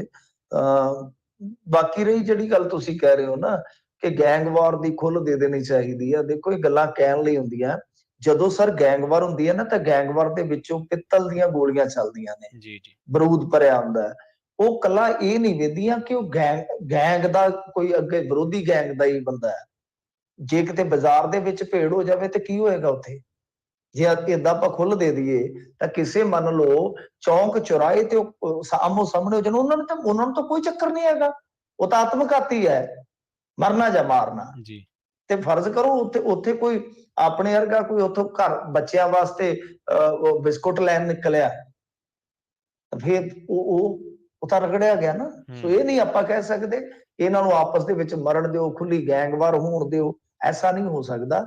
ਇਹ ਆ ਕਿ ਇਹਨਾਂ ਨੂੰ ਫੜ ਕੇ ਅੰਦਰ ਸੁੱਟੋ, ਜਲਦੀ ਇਹਨਾਂ ਨੂੰ ਸਜ਼ਾਵਾਂ ਦਿਓ। ਇਹਨਾਂ ਦੀਆਂ ਜਿਹੜੀਆਂ ਸੰਪਤੀਆਂ ਨੇ, ਪ੍ਰਾਪਰਟੀਆਂ ਨੇ, ਜਿੱਥੇ ਇਨਵੈਸਟਮੈਂਟ ਹੈ, ਉਹ ਸਾਰੀ ਰੋਕੋ। ਇਹੀ ਇਹਦਾ ਹੱਲ ਹੈ। ਜਦੋਂ ਸਜ਼ਾ ਕਰ ਦਿਓਗੇ, ਇਹਨਾਂ ਦੀਆਂ ਜ਼ਮੀਨਾਂ ਜਿਹੜੀਆਂ ਕੁਰਕ ਕਰ ਦਿਓਗੇ, ਜਦੋਂ ਇਹਨਾਂ ਦੇ ਨੈਕਸਸ ਬ੍ਰੇਕ ਕਰ ਦਿਓਗੇ, ਆਪਣੇ ਆਪ ਜਿਹੜੀ ਚੀਜ਼ ਹੈ ਉਹ ਠੱਲ ਪੈ ਜਾਂਦੀ ਹੈ, ਉਹਨੂੰ ਪੈਂਦੀ ਹੈ ਜ਼ਰੂਰ, ਤੁਸੀਂ ਦੇਖੋ ਪਵੇਗੀ ਵੀ ਇਹਦੇ ਵਿੱਚ। ਜੀ। ਮਿੰਟੂ ਜੀ, ਇੱਕ ਸਵਾਲ ਸੋਸ਼ਲ ਮੀਡੀਆ ਤੇ ਆਇਆ ਜੀ, ਆਪਾਂ ਨੂੰ ਉਹ ਪੁੱਛ ਰਹੇ ਨੇ ਕਿ ਜਿਹੜਾ ਸਿੰਜਾਈ ਘੁਟਾਲੇ ਦੀ ਮੁੱਖ ਮੰਤਰੀ ਸਾਹਿਬ ਨੇ ਮਨਜ਼ੂਰੀ ਦਿੱਤੀ ਹੈ, ਵੀ ਇਹਦੇ ਵਿੱਚ ਜਿਹੜੇ ਕਰੋੜਾਂ ਰੁਪਏ ਲਏ ਆ, ਇਹ ਅਕਾਲੀ ਮੰਤਰੀਆਂ ਨੇ ਲਏ ਆ ਜਾਂ ਕਾਂਗਰਸੀ ਮੰਤਰੀਆਂ ਦੇ ਵੀ ਨਾਂ ਜੀ ਵਿੱਚ? ਨਹੀਂ, ਇਹਦੇ ਵਿੱਚ ਅਕਾਲੀ 2 ਸਾਬਕਾ ਮੰਤਰੀਆਂ ਦਾ ਜ਼ਿਕਰ ਸੀਗਾ। ਤੇ ਦੇਖੋ ਉਹ ਕਥਿਤ ਤੌਰ ਤੇ ਹੁਣ ਜਿਹੜਾ ਮਾਮਲਾ ਹੈ ਉਹ ਇਹ ਆ ਕਿ ਕਰੋੜਾਂ ਰੁਪਈਆ ਗਿਆ, ਕੁਛ PA ਲੈ ਗਏ, ਕੁਛ ਸਾਬਕਾ IAS ਅਧਿਕਾਰੀਆਂ ਦੇ ਨਾਮ ਆਏ। ਕਾਹਨ ਸਿੰਘ ਪੰਨੂ ਦਾ ਵੀ ਉਹਦੇ ਚ ਨਾਮ ਸੀ। ਕਾਹਨ ਸਿੰਘ ਪੰਨੂ ਨਾਲ ਸਾਡੀ ਕੱਲ ਗੱਲ ਹੋਈ ਸੀ, ਅਸੀਂ ਉਸ ਸੰਬੰਧੀ ਉਹਨਾਂ ਤੋਂ ਕਨਫਰਮ ਵੀ ਕਰਾਇਆ। ਉਹਨਾਂ ਨੇ ਕਿਹਾ ਬਿਲਕੁਲ ਮੈਂ ਲੈਟਰ ਲਿਖਿਆ, ਕਿਉਂਕਿ ਜਿਸ ਬਿਨਾਂ ਤੇ ਨਾਮ ਲੈ ਰਹੇ ਸੀ ਇਹ ਸਾਰਿਆਂ ਦੇ, ਤਾਂ ਉਹ ਸੀ ਗੁਰਿੰਦਰ ਸਿੰਘ ਦਾ ਕਨਫੈਸ਼ਨ ਲੈਟਰ। ਤਾਂ ਉਹ ਤਾਂ ਮੁੱਕਰ ਗਿਆ, ਕਹਿੰਦਾ ਮੇਰੇ ਦਸਤਖਤ ਹੀ ਨਹੀਂ ਹੈਗੇ। ਇਹ ਕੱਲ ਕਾਹਨ ਸਿੰਘ ਪੰਨੂ ਹੋਰਾਂ ਨੇ ਸਾਡੇ ਨਾਲ ਗੱਲ ਕਰਦੇ ਪੁਸ਼ਟੀ ਕੀਤੀ ਹੈ ਜੀ ਜੀ, ਬਈ ਹੁਣ ਅਸੀਂ ਸਰਕਾਰ ਨੂੰ ਲਿਖਿਆ ਕਿ ਵਿਜੀਲੈਂਸ ਹੀ ਸਾਡੇ ਨਾਲ ਇਹ ਸਾਰਾ ਕਰ ਰਹੀ ਸੀਗੀ, ਦਵੈਸ਼ ਵਾਲਾ ਕੰਮ, ਕਿ ਵਿਜੀਲੈਂਸ ਹੀ ਹੁਣ ਘਿਰ ਗਈ ਨਾ। ਜਿਸ ਸਾਈਨ ਤੇ ਉਹ ਕਹਿ ਰਹੀ ਹੈ ਕਿ ਬਈ ਇਹ ਸਾਰਾ ਕੁਝ ਉਹਨੂੰ ਮੰਨਿਆ, ਉਹ ਕਹਿੰਦਾ ਉਹਨੇ ਲਿਖਤੀ ਜਵਾਬ ਦਿੱਤਾ ਕਿ ਮੈਂ ਤਾਂ ਇਹੋ ਜਿਹਾ ਕੋਈ ਸਾਈਨ ਹੀ ਨਹੀਂ ਕੀਤਾ ਹੈਗਾ। ਉਹ ਇਹ ਮਾਮਲਾ ਆਪਣੇ ਆਪ ਦੇ ਵਿੱਚ ਹੁਣ ਬੜਾ ਪਚੀਦਾ ਬਣ ਗਿਆ। ਜੀ ਜੀ ਜੀ, ਮਿੰਟੂ ਜੀ ਬਹੁਤ ਬਹੁਤ ਧੰਨਵਾਦ ਤੁਹਾਡਾ ਇਹਨਾਂ ਖਾਸ ਜਾਣਕਾਰੀਆਂ ਦੇ ਲਈ, ਸਵਾਲਾਂ ਦੇ ਜਵਾਬ ਦੇਣ ਦੇ ਲਈ। ਜੀ ਸ਼ੁਕਰੀਆ ਜੀ। ਸੋ ਪ੍ਰੋਗਰਾਮ ਖਬਰ ਤੇ ਨਜ਼ਰ ਨੂੰ ਆਪਾਂ ਇੱਥੇ ਹੀ ਸਮਾਪਤ ਕਰਾਂਗੇ। ਅਗਲਾ ਪ੍ਰੋਗਰਾਮ ਜਲਦ ਲੈ ਕੇ ਹਾਜ਼ਰ ਹੋ ਰਹੇ ਹਾਂ। ਪ੍ਰੋਗਰਾਮ ਅਪਡੇਟ ਅਮਰੀਕਾ ਪ੍ਰੋਗਰਾਮ ਦੇ ਵਿੱਚ ਤੁਹਾਨੂੰ ਦੇਵਾਂਗੇ ਅਮਰੀਕਾ ਦੇ ਨਾਲ ਨਾਲ ਵਿਸ਼ਵ ਭਰ ਦੇ ਵਿੱਚ ਵਾਪਰੀਆਂ ਅਹਿਮ ਤੇ ਵੱਡੀਆਂ ਖਬਰਾਂ ਘਟਨਾਵਾਂ ਬਾਰੇ ਖਾਸ ਜਾਣਕਾਰੀਆਂ। ਜੁੜੇ ਰਹੋ ਪੰਜਾਬੀ ਰੇਡੀਓ USA ਦੇ ਨਾਲ। ਤੇ ਆਖਿਰ ਦੇ ਵਿੱਚ ਇੱਕ ਵਾਰ ਫਿਰ ਤੋਂ ਤੁਹਾਨੂੰ ਸਭ ਨੂੰ ਪਿਆਰ ਸਤਿਕਾਰ ਸਹਿਤ ਸਤਿ ਸ਼੍ਰੀ ਅਕਾਲ।